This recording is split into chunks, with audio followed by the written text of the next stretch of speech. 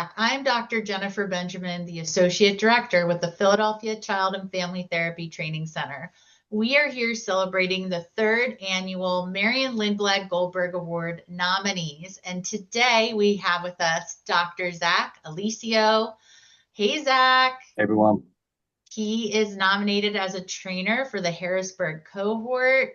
We also have with us Becca Bowman, a clinical supervisor in the Harrisburg cohort from Laurel Life. Hey, Becca. Hi. And Dr. Steve Sims, the executive director of the training center. Hey, Steve. How y'all doing? So, Steve, I'm going to come to you first. Why are you not surprised that Zack's been nominated as a trainer for the Marion Lindblad-Goldberg Award? Jen, I don't know how many years ago it was, but it was one of the first times I saw Zack present in a clinical, and I can't even remember his partner's name at the time, but they'd been working together for a while. And Zack starts out the presentation putting up a PowerPoint image of his shoe.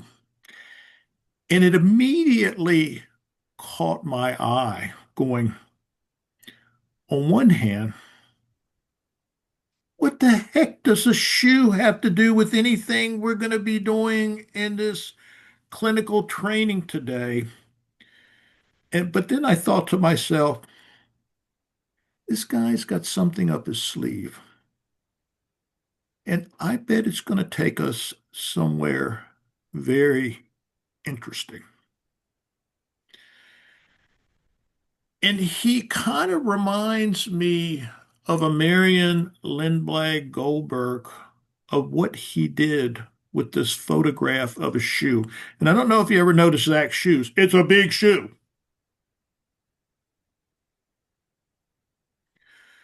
Marion used to circle around, circle around, and you thought, Marion, what in the hell are you doing? And then all of a sudden, boom, she's right there. Zack was doing the same thing. He was circling around the shoe, circling around the shoe, circling around the shoe, till all of a sudden, boom, we were right there. He's using that shoe to illustrate how his lived experiences were informing him about he working with his partner in this very challenging case, and about how his own life experiences, rather than bringing him down, informed him to really know how to meet these challenges head on. And I said to myself right there, Steve, you need to keep an eye on this guy. Because he's all in. He's really got it. And he's going to go somewhere. So, Jen, I'm not surprised we're here today at all. So, Zack, I'm hearing about his creativity of convening people. So, what have you seen him do, Steve, with his leadership in the face of adversity? I've seen Zack reflect in trainings and present so many different times. He always has this kind of like me, this certain look in his head cock, because he's always got some creative ideas. But rather than coming in, taking it over, and being the biggest person in the room, he always holds his horses. He always slows himself down and figures out how to use these strategically created and timed ideas and notions and points to slip them in. And then he watches people skillfully bite on them and run. But rather than feeling compelled to say, I did something good, that was me, he knows how to create the situation for what we want to do with our caregivers, to let them own the success every time. He does that all the time, Jen. And to me, that's the hallmark of a good trainer. It's the hallmark of someone understanding how we use ESFT, not only as a clinical model, not only as a supervisory model, not only as a training model, but a model on how we live our life. So how does Zack's commitment to his growth and development impact how you commit to your growth and development? I think what Zack inspires in me is to know that oftentimes people present their worst to us. But rather than taking the bait and going with that, he always believes somewhere in there, there's a deep vein of gold, there's a diamond in the rough. And we're going to play with this until we find it. You know, a lot of people don't know this, but he grew up working in a bar and he saw a lot of suffering souls. But I don't believe he ever once, throughout all those years, looked down his nose at anyone. He always just really met them where they're at.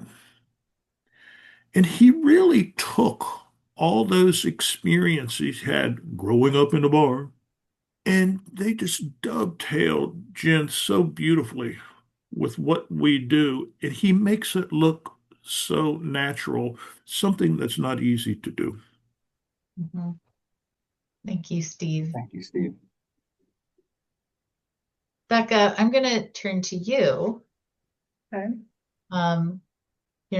What inspired you to nominate Zack for the Marion Lindblad-Goldberg Award? I have been working with Zack for a couple years now, in the clinicals, didactics, and the supervisor trainings. And Zack is always so intentional about staying model focused in training. His belief in the model is translated in a way that he guides the supervisors and clinicians in their own conceptualization and how they apply the model during all of the presentations. In the time that I've been working with him, he's really helped me deepen my own understanding of how the model applies, not just to the families, but how it works in supervisions too, as the leaders and trying to help our own staff. So what do you appreciate about Zack's leadership? Zack is authentic and honest. I'm big on authenticity, and Zack is always his authentic self. He's always open and honest in trainings, but he does it in a way that's kind and empathetic and encouraging, which is hard to master. So I really, really appreciate that about him. And he knows how to listen in the trainings to respond in a way that is so impactful and helpful to the staff. Everybody, that I supervise here always has amazing feedback about what Zack does. So what have you seen him do in the face of adversity? He still stays authentic and honest. He approaches moments of adversity with those principles. He's always willing to hear members of the group without any sort of blame or judgment or defensiveness. And I think it really has helped to create an environment where people feel safe. There have been a few difficult moments in training that, I've talked with Zack about, and he is always willing to listen and address the issue with such intentionality and kindness and an outside perspective, which is really, really helpful. So how has his dedication impacted your own commitment to growth and development? Zack brings this energy to all of the trainings. And I believe that that energy comes in part from his dedication to help others grow and his belief in the model. And that ability to learn and grow is viewed as such strength in his eyes. His dedication to the model and to the vulnerability that it requires really helps to energize me and bring that energy to my staff too. That's so sweet, Becca. Thank you, Becca. Zack, I'm going to come to you. So what does it mean to you to be recognized by your cohort is having the same passion and commitment as our fearless Director Emeritus, Dr. Marion Lindblad-Goldberg? To be recognized and put in the same conversation as having the same passion and integrity and commitment as Marion, and it's humbling to me because her legacy and the folks that have surrounded me, it's, to me, I've interpreted it as so much more than just professional excellence or individual achievement. To be able to see through symptoms just slapped on people, to be able to see someone suffering, to enter with curiosity and non-judgment, or not enter with this overly expert model. And what I've been so taken a hold of is, Steve used to say this back in the Westchester trainings, is the E in ESFT, which is deeply important to me. And I wouldn't be here without my own ecosystem, both professional and personal. And I'm not ignorant enough to believe that each and every person I've encountered, Jen, you, Becca, you, Steve, you, folks who have been in my professional sphere that aren't on this meeting, clients, supervisors, supervisees, mentors, mentees, I'm not ignorant enough to know that they have not helped me carve a professional path and a professional identity, to not remain siloed. So being recognized in her name feels so meaningful, not just because of who Marion was, but also to me serves as a nomination for everybody that I've encountered.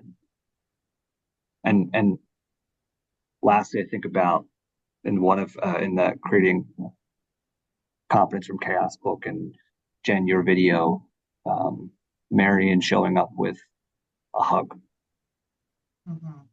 with warmth, with boldness, constantly greeting people and challenging rigid systems. As we know, I worked in a bar, grew up in a bar. You figure out ways to hug a scorpion, finding ways to be a good human being to those who haven't had good human beings around them. So what sustains you and inspires you in this work? I've been attracted to or energized by doing hard things, by leaning into parts of the work that feel scary, that feel heavy, that feel complicated, like grief and loss.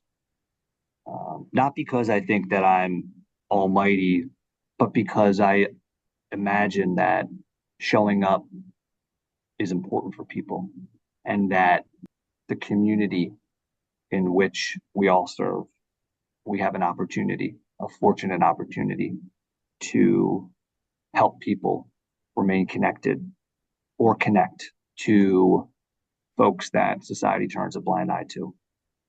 I've always been fueled by that.